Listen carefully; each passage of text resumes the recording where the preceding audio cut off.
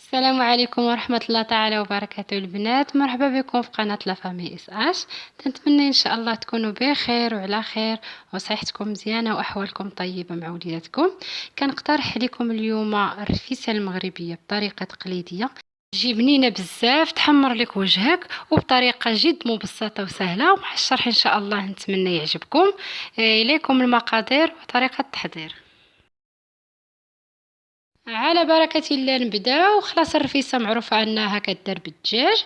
كاول خطوه غادي ناخذوه ونرقدوه مع القوام. هنا نصيحه ليا منكم اي وصفه داخل فيها الدجاج او طبق ضروري ما ترقدوا الدجاج باش يجيكم بنين. كما كتلاحظوا معايا عندي هنا الدجاج مغسول ومسقطر.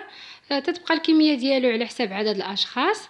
وغادي نحتاج معاه هنايا عندي راس الحانوت الخاص بالرفيسه كتباع عند العطار موجوده اولا ما يسمى بالمساخن. وغادي نحتاج كذلك الابزار، الخرقوم وسكنجبير. هادو هما العناصر اللي غنرقدوا فيهم الدجاج ديالنا. غادي ناخذ الكميه ديال الدجاج اللي عندي وغادي نديرها في واحد المول فاش غادي نرقدو.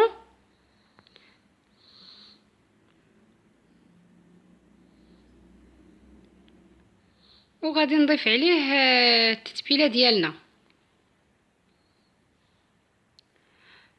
غادي نضيف واحد المعلقه صغيره ديال راس الحانوت او ما يعرف بالمساخن. هنا كما كتلاحظوا معايا ما استعملتش الملحه لان الدجاج مغسول مزيان بالملحه. من بعد في الاخر الا خاصنا نزيدوها. وغادي نضيف كذلك الابزار وغادي نضيف كذلك الخرقوم. هنايا واحد الملاحظه البنات بالنسبه للعطريه اللي غنديرو تكون منسجمه مع قياس المرق اللي غادي نديرو وقياس تاع الدجاج اللي عندنا. غادي نضيف كذلك سكنجبير. ومن بعد غادي نحاول هاد العطريه هذه ندوزها على الدجاج كامله. هنايا واحد الملاحظه ممكن اللي بغى يزيد واحد نص كاس صغير ديال الماء. انا هنايا ما غاديش نضيفه. من بعد ما غادي ندوز هاد العطريه على الدجاج غادي نخليه فيها مرقد وندخلوه للثلاجه حتى نبغيو نستعملوه. انا هنايا راه عندي الصباح ما غادي نستعملو حتى العشيه ويمكن لكم ترقدوه فيها في الليل وتستعملوه في الصباح ماشي مشكل. وندوزو دابا باش نحضروا المسمن ديال الرفيسه ديالنا. عندي هنايا الدقيق الفورس مع خلط مع الدقيق المسمد او دقيق الفينو بنفس الكميه. المهم تناخذوا القياس اللي يكفينا. غادي نضيف عليهم واحد شويه ديال الخميره وغادي نضيفوا القليل من الملح. المهم الملح كيبقى على حسب الذوق.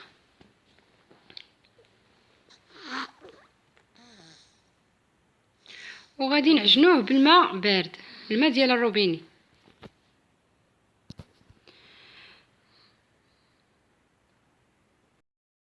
بالنسبه هنايا للعجين راه بحال عجين المسمن عادي.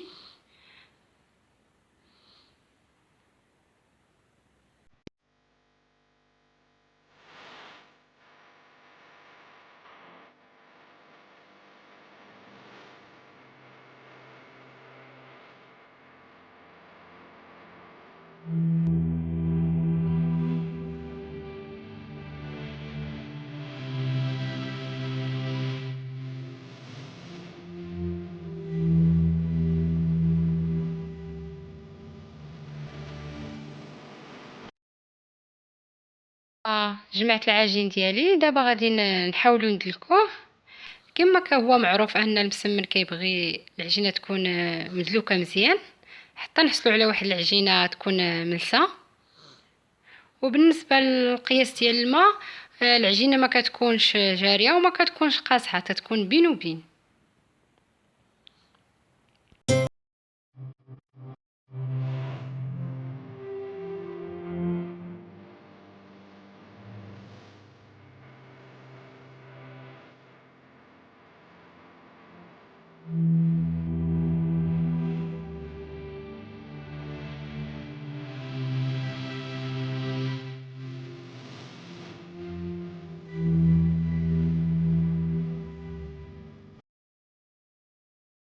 ها نتوما البنات العجين ديالي راه دلكته مزيان. هانتوما كما كتلاحظوا تيكون على هذا القياس. العجينه ما هي مرخوفه، ما هي قاصحه، بين وبين. وانتم كما تلاحظوا معايا راه دت لك مزيان حتى ولات العجين ملساء. غادي ناخذوه من بعد، غادي نخليوه يرتاح واحد شويه، ندهنوه من الفوق بشويه الزيت باش ما يربش لينا القشره من الفوق، ونخليوه يرتاح واحد شويه، ومن بعد نرجعوا باش نخدموه. من بعد ما خلينا يرتاح دابا غادي ناخذوه نقطعوه كويرات. هنايا كما كتلاحظوا معايا الكويرات غير في القياس، ما تيكونوش كبار.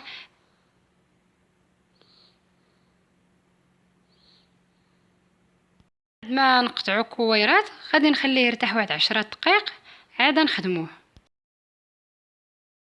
من بعد ما ارتاح 10 ديال الدقائق انا بديت تنقرص، تنورق هنايا غير بالزيت فقط، وكنحاولوا ما نكثروش الزيت، غير القياس ديال الزيت، غير القياس باش نقرصوه باش ما يجيناش المسمن ديالنا مزيت بزاف، ونحاولوا نقرصوه مزيان يكون رقيق. وغادي نحطها في المقله اللي سبق ليا راني شعلت عليها. بهذه الطريقه البنات كيجينا المسمن مقرمش وغزال وطيب مزيان، وفي نفس الوقت ما كيتعجنش لينا. وغادي نقلبها من بعد ما نشفت من الوجه الاولاني. هنايا البنات غادي ندير وحده على وحده، وغادي نقرص الثانيه، وغادي نضيفها الفوق الاولى. بهذه الطريقه غادي دغيا نساليو المسمن ديالنا، وفي نفس الوقت كيجي طيب وغزال. هذه راه طريقه قديمه وتقليديه خصوصا في مراكش والنواحي، هكا باش كيصاوبوا المسمن ديال الرفيسه. من بعد ما قرصتها غادي نقلب الاولى باش نضيفها عليها. هنايا بالنسبه للعافيه علاش درت المقله راها مهيله، ما نجهدوش العافيه باش ماشي تشوط لينا ويجي ما طيبش. نحاولوا نقادوها، ومن بعد ما كنديرها كنعاود نقلبها، وغادي نستمر بهذه الطريقه ونضيف الثالثه. وفاش نبغي نضيف ثاني الثالثه غادي نقلب المسمنات ديالي.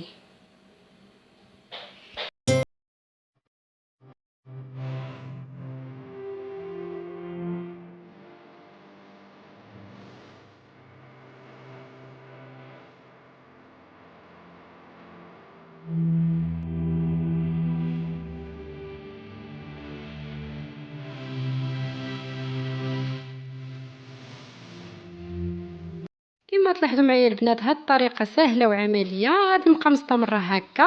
انا كنقلب وكنضيف المسمن حتى ندير واحد القدر، ومن بعد نعاودو نتلاقاو باش تشوفوا الطريقه باش نكملوا له الطياب. من بعد ما درت واحد الكميه ديال المسمن غادي نعاود نحاول نفكو ونقلبوا على الوجه اللي ما طيبش ليه، واللي طيبه نعاود نحيدها. هانتوما بهذه الطريقه انا نطيبو مزيان، ما كنخليهش ما طيبش او خضر، لان فاش كتسقاوه الا ما طيبش مزيان كيتعجن وما كيجيناش زوين في المذاق.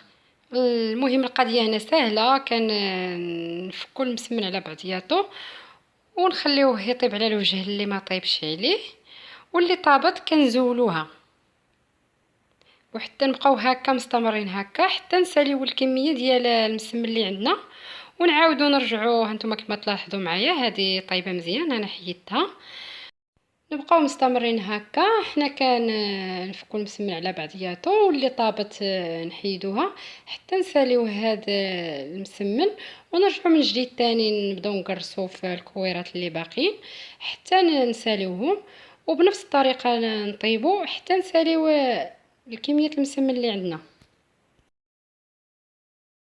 بالنسبه للمرق انا خديت الدجاج اللي سبق لينا رقدناه حطيته على نار، غادي نضيف ليه واحد 2 بصلات كبار مقطعين على شكل طولي، وغادي نحركهم مزيان مع الدجاج. واحد الملاحظه البنات، انا ما كنضيفش الزيت من الاول وما كنقليش المرق كما بغى يكون النوع ديالو. كنستعمل زيت العود، كنخليها حتى على الاخر. اللي بغات تستعمل زيت المائده ممكن تستعملها في الاول. يستحسن انه ما نبقاوش نقليو المرق في الزيت.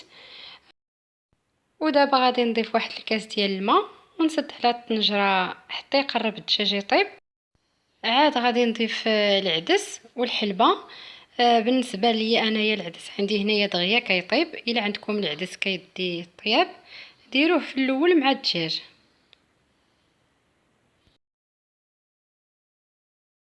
من بعد ما حسيت بالدجاج قرب يطيب انا حليت عليه. دابا غادي نضيف العدس والحلبه. هذا انا ضفت الحلبه هنايا القياس ديال الحلبه، المهم على حساب كل واحد القياس اللي بغى يدير. غادي نضيف كذلك العدس ونعاودو نسدو على الطنجره ديالنا حتى طيب، ومن بعد نرجعو باش نضيفو كميه المرق اللي تكفينا. من بعد ما طاب الدجاج والعدس غادي نضيف القياس ديال الماء اللي غيكفينا باش نسقي الرفيسه ديالنا. وغادي نضيف كذلك زيت الزيتون وغادي نخليهم على النار واحد شويه. واللي بغى تضيف شويه السمن الحار ضيفوه. من بعد ما وجدنا كل شيء دابا غادي نقطعوا المسمن باش نسقيوه. هانتوما كما كتلاحظوا معايا المسمن راه كيجي صراحه الله تيجي غزال طايب مزيان، يحمر لكم وجهكم وما يحشمكمش. هانتوما كما كتلاحظوا راه كيجي مقرمش.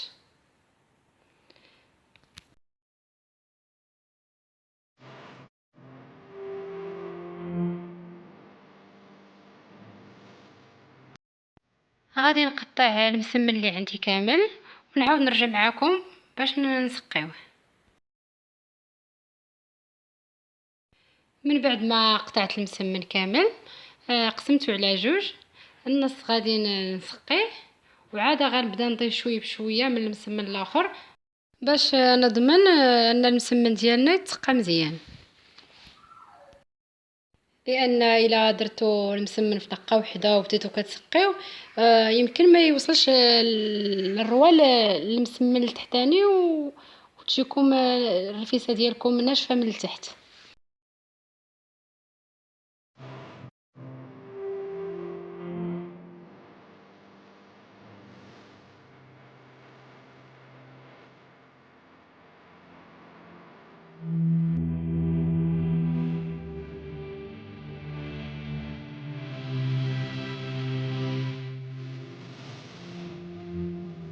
صراحه البنات الرفيسه بهذه الطريقه كتجي من داكش الرفيع.